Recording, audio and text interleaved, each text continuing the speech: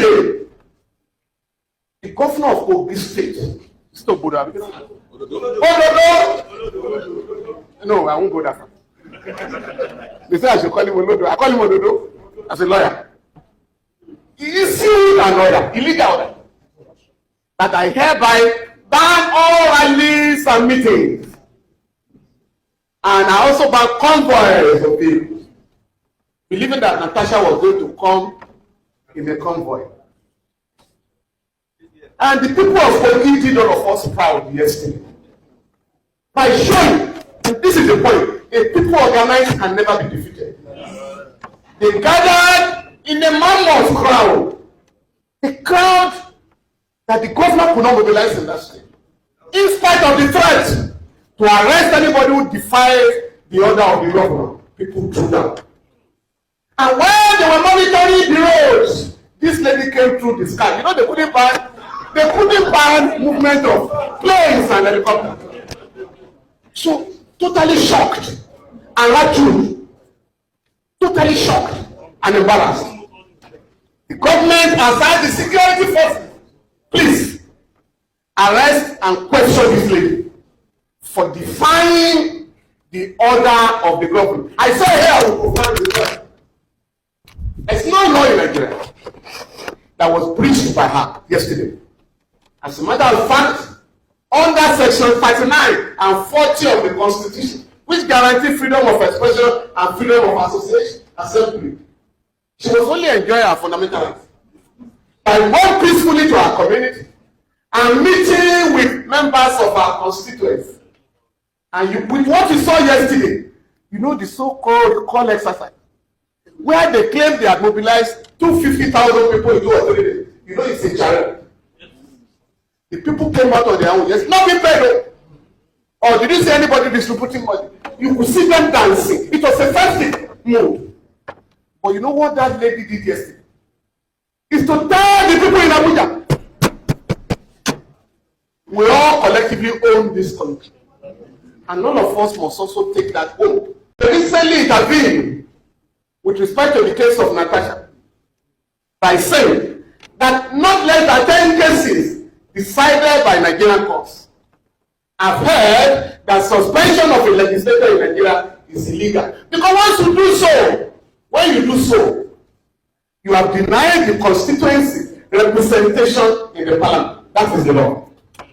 Mr. or Senator Godswill Akpabio was in the Senate under Dr. Bukola Saraki when in 2017 Senator Aliu Dume was suspended. He went to court and won the case.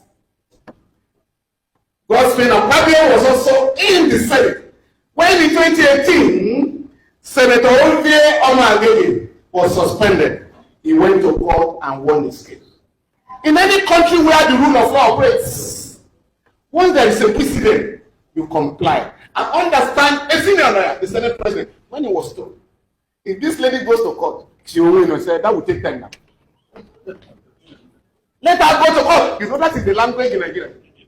You know you are wrong. You say, let him go to court, let her go to court. You are not going to use your own money. You are going to use the money of this. It is a height of impunity for a senior lawyer to ignore the judgments of the Court of Appeal and the Supreme Court on any given matter. That is what is going on in Abuja.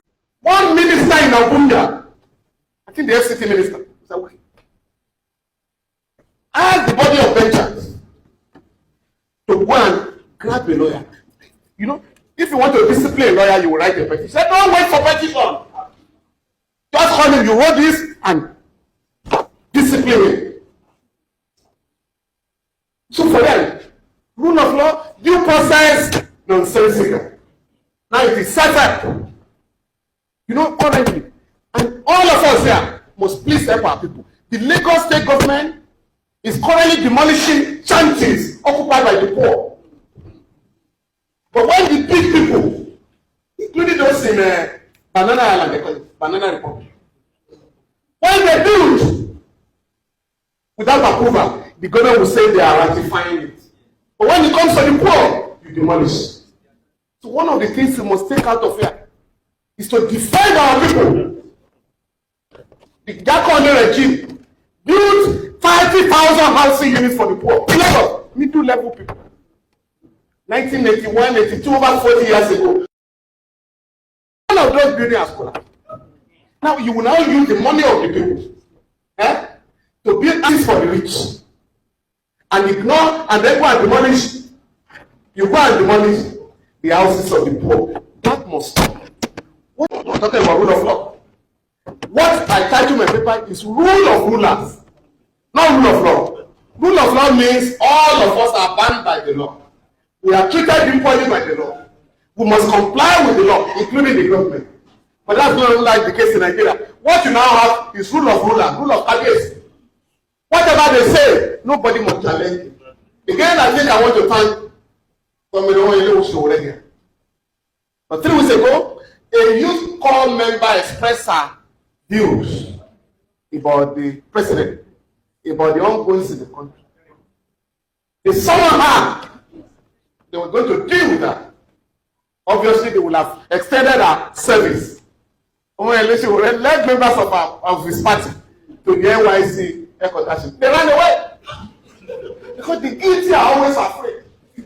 Just last week, a student in Asaba, School of Nursing, was alleged to have sent out, in this age of science and technology, a video recording of the wife of the president, where everybody knows his father now, everybody knows his mother.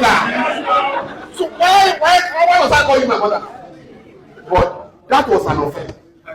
She was already queried, but because of the anger of the youths and Nigerians in the social media, it was the governor of the state who ordered the commissioner of health go and stop that Unequal exercise there.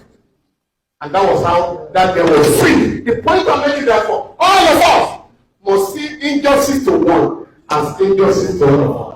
I love the fact that Femi Falana actually came out to speak on this matter, because he knows the law better. It's always very good when we have people like this who understands the law coming out to say or speak, because it only make what we've been talking about carry some more weight. So I really appreciate the fact that he was able to come out to address most of these things that we've been talking about. Some of us don't know the law. We don't really know much about what the law says, but we just know that things are not right.